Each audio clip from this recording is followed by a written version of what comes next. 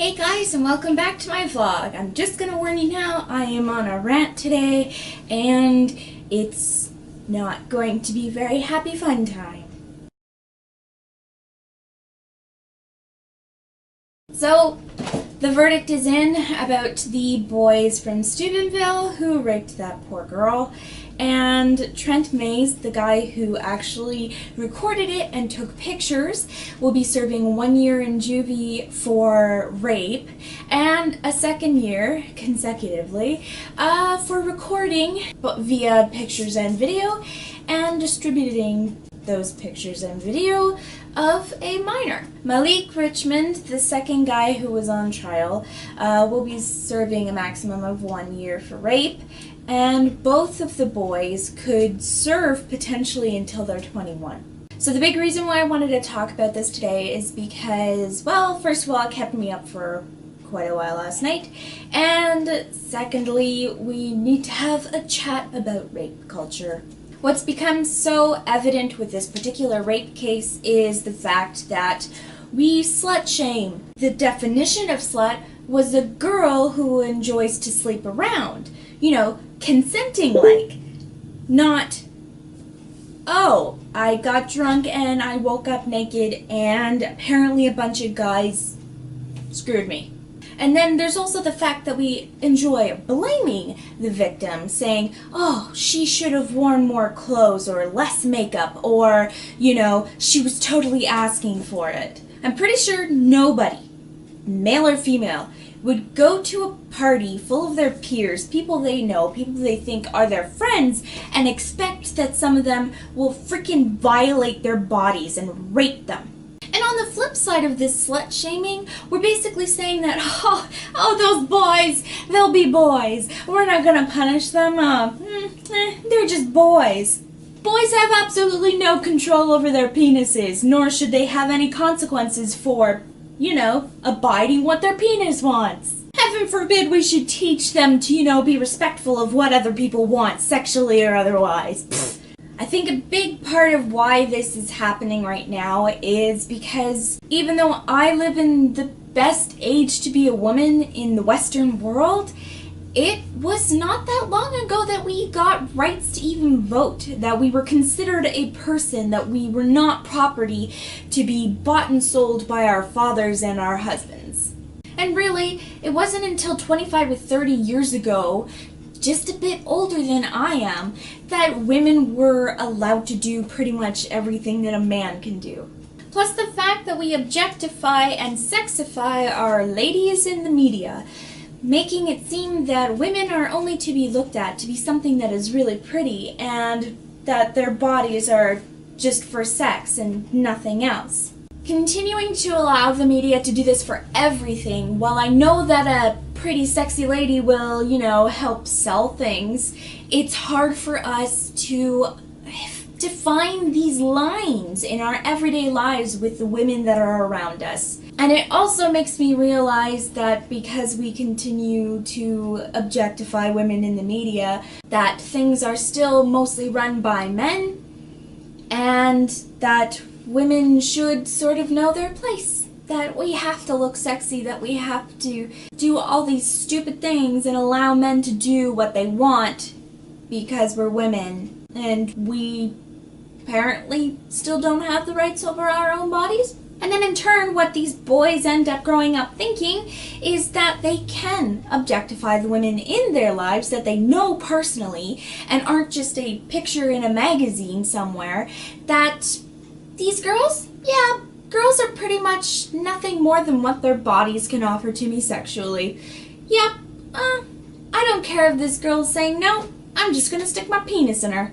Obviously, we know that people, mostly girls, have been raped for ages, for all of human history. It's part of what being an animal is, I guess. And while we are hearing more and more of these stories and it seems like it's getting worse, I just think more and more stories are having light shed upon them. And I think this is a good thing, because the more we get these stories out in the open, the more the courts have to deal with them, the more they're actually lawfully dealt with, the more we can change the way we actually allow these things to happen. Because while I am not against the consequences that these boys are facing for the rest of their lives, I don't think it's a good thing that basically the only lesson we're really teaching them by sending them to juvie and basically mucking up the rest of their prospects for life is that, too bad, you got caught.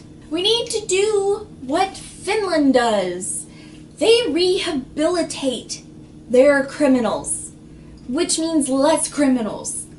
Which means these people don't continue to do these things again and again, and people are not violated or stolen from. These boys should know why what they did was wrong, not that getting caught doing it was the wrong move. Because if you think about that quote from Trent saying that he's sorry that these pictures even got out in the first place, that's not him saying, "I'm sorry that I raped your daughter." That's just saying, "I'm sorry I got caught." So in situations like this, not necessarily the Steubenville case, but in any case where a community, like this football community, tries to allow these boys to get away with committing such a horrendous crime against another human being, what are they teaching? What are we teaching our children by letting this horrendous thing happen and no punishment to follow? Again, it comes back to, oh, well, if you don't get caught. The other thing that really pisses me off about this is the horrible comments that have come forth from other women. I read this comment yesterday. I forget what site because honestly I looked at a lot of news articles. I read a comment this woman made that she had been taken advantage of a couple of years ago, but she had managed to get the guy out of her bed and it wasn't a severe rape.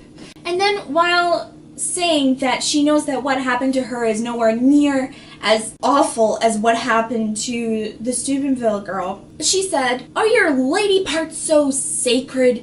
And are you so fragile that you're completely ruined for the rest of your life by this?" It does not matter how far a rape goes. If a person says no, is not able to coherently say no or yes, or is blacked out and definitely cannot say no, it's a fucking rape. You are essentially stealing that person's right to safety of their own body, to the freedom of their own body.